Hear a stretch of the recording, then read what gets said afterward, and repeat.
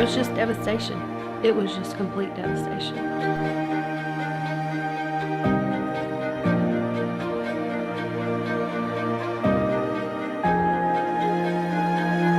Be in a time when we could come alongside the local pastor and local church and just hold their arms up.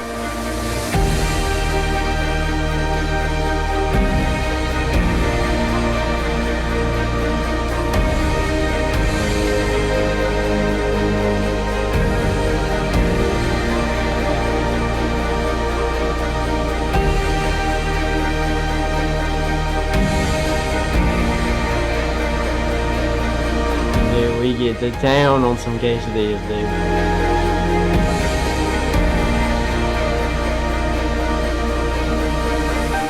Seeing their servant's heart, seeing what they're doing, seeing how they're pouring into people, seeing them praying with people. We loved it.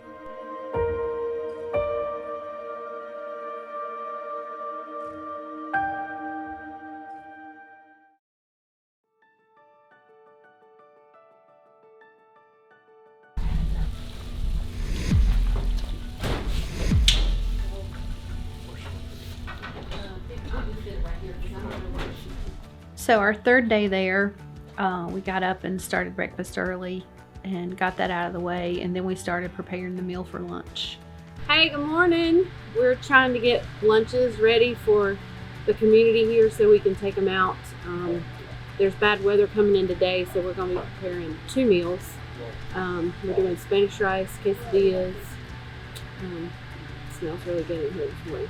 So we're up early. Everybody jumped in to help, chopping onions, chicken, putting out the rice, so we'll be ready to go by 10:30.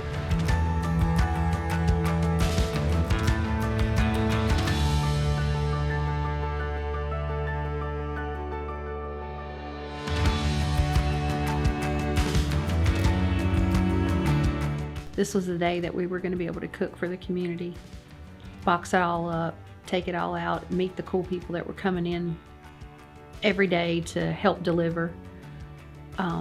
All that went super smooth. They've got it down like clockwork. They had been cooking up to 700 meals per day there for a while, and so we were able to get right in there. Everybody, again, using their giftings. Sonia contacted Shay here to learn exactly how to prepare the rice in the ovens, and that went off without a hitch.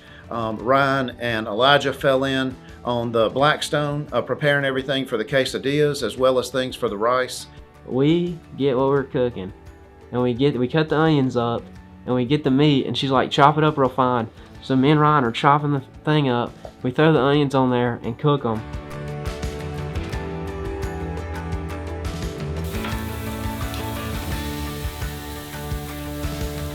So we throw it all together, mix it up, and throw it all in a bowl after it's warm.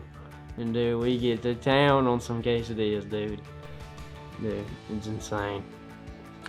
We throw the first tortilla down, cheese, chicken, more cheese, other quesadilla, flip it to the back, and keep it going. I helped cut them while they cooked them, and they were some pretty bomb quesadillas. Like my mom said earlier, we did not starve on that trip. The food was pretty good. Ended up doing like 115 in like an hour. We were on fire, dude. Crystal was so proud of us that we had it all ready to go and everything was just rolling. So what y'all working on? Oh God. Mike making a mess. Don't Spanish rice. He's got it on film, sorry. Yeah. Oh, way to go. I'm one of the ladies here at Pentecostal Tabernacle, and we are serving food today to 90 residents in the tornado that happened during the tornado. And these here are frozen meals that we're sending out for tomorrow in case we have bad weather, and they're filled with sandwiches and an array of chips and cookies and everything for them that they can fix easily.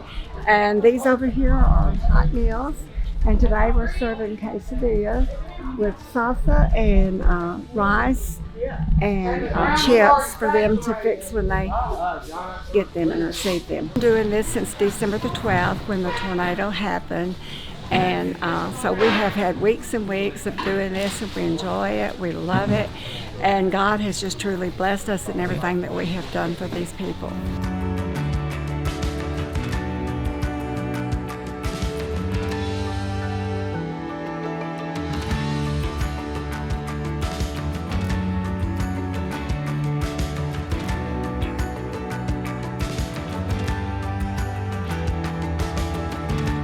You know, we've had rough days, we've had hard days, we've been tired, we've been stressed, we've been maybe at each other here or there, but all in all, it's been in unity and love. And if we keep following in unity and love, the Bible says, love looks over everything. Love covers all. And so if we, that's right. And so we just continue to love what we're doing. You got to understand something else. I know me and Bishop were talking this morning, and I've talked to these guys even about that, and they can attest to this. This is bigger than us. There's more to this than just a tornado. That's right. We don't know what that is yet. We don't know how that's going to look in 2 months. But God didn't just give us all of this so it would sit here and go to waste. That's right. And it's not going to sit here and go to waste. But we have to be patient for God's time, and He's set us up for something that we don't even see yet.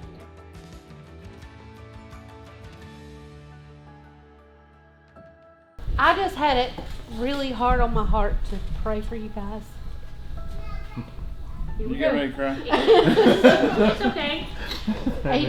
84 days y'all have been given unconditionally. And my devotion last night was on a servant's heart. And you all show it. It's just something you do. And it just has blessed me tremendously. And this is another one of my God moments. is seeing it and y'all just letting us be a part of it. And we just want to, I and they with me want to pray over you.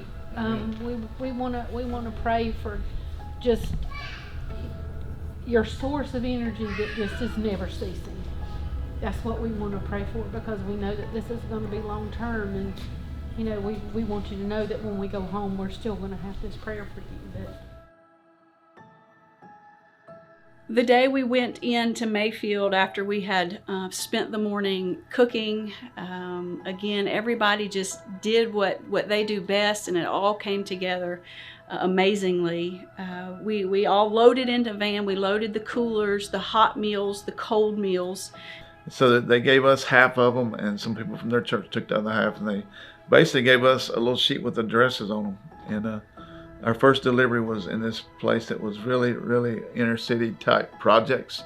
And that was pretty cool. We got to meet the lady that makes sure all those people get to have meals. And interestingly enough, there was a lady in the foyer of this office, and she just started helping us stack food into these.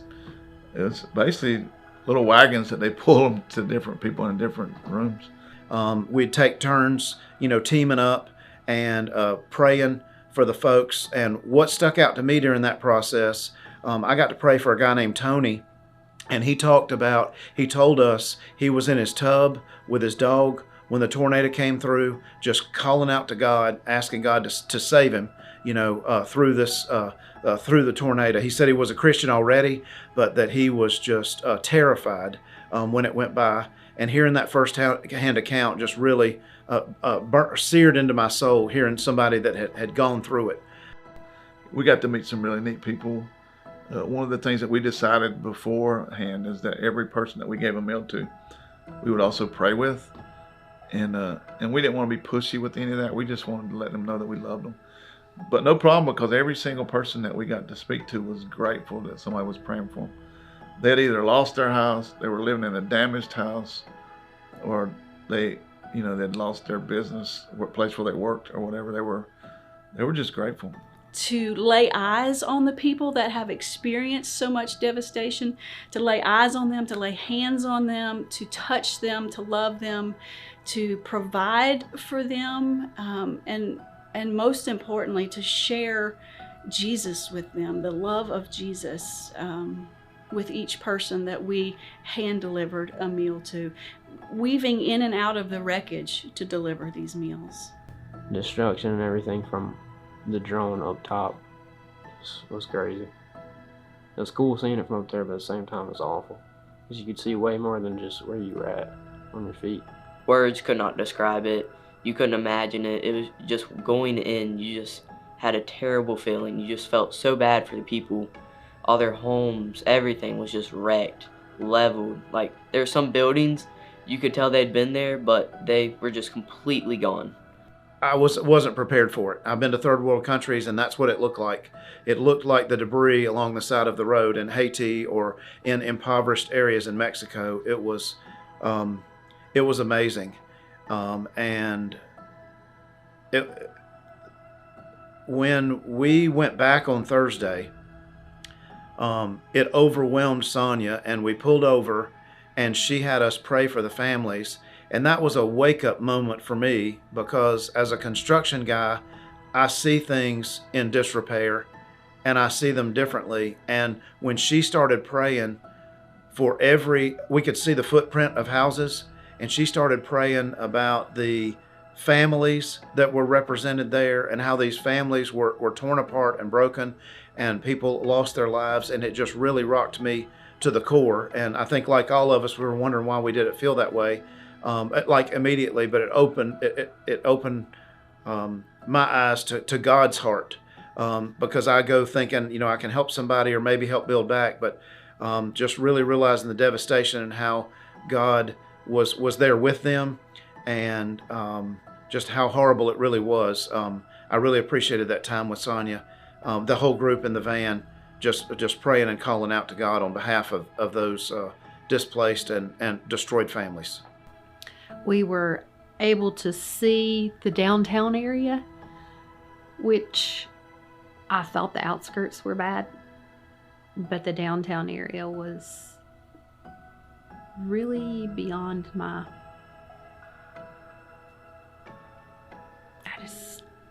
I don't know how to describe it. It's past devastation. It is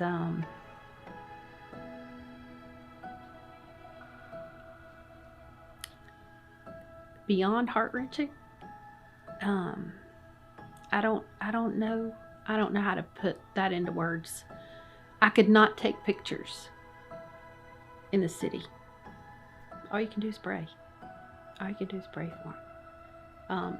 You can send support, you can send people to help, but when you see it and you know what they're living through day to day, you just pray for them.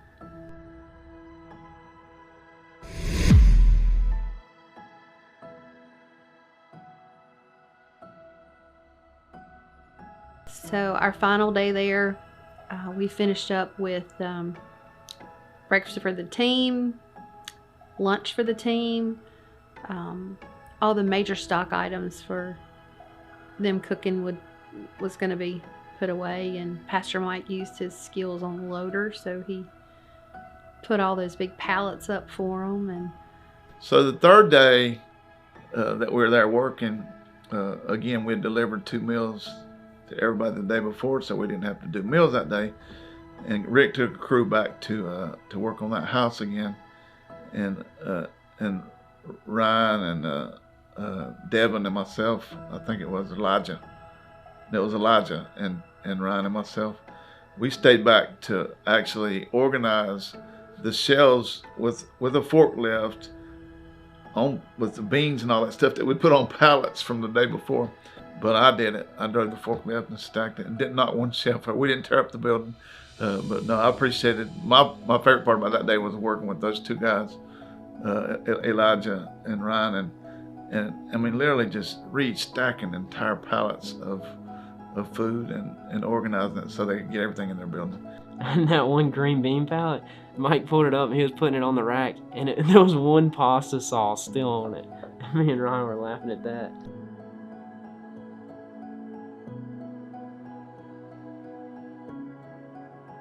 So when we were there on Thursday, they only got about half the sheetrock hung, so I couldn't finish it because it wasn't up yet. So we literally prayed for God to send a sheetrock finisher to come to the project. And 2 days after we left, he answered that prayer, and a sheetrock finisher did come.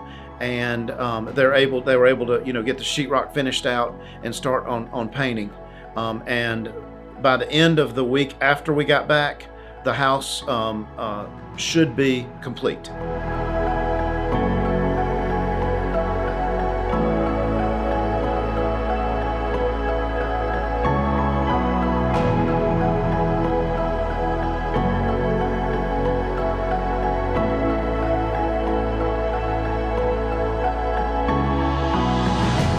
And what was really cool was the new people on this trip seeing their servant's heart, seeing what they're doing, seeing how they're pouring into people, seeing them praying with people. It was wonderful.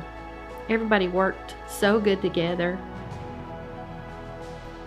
We loved it.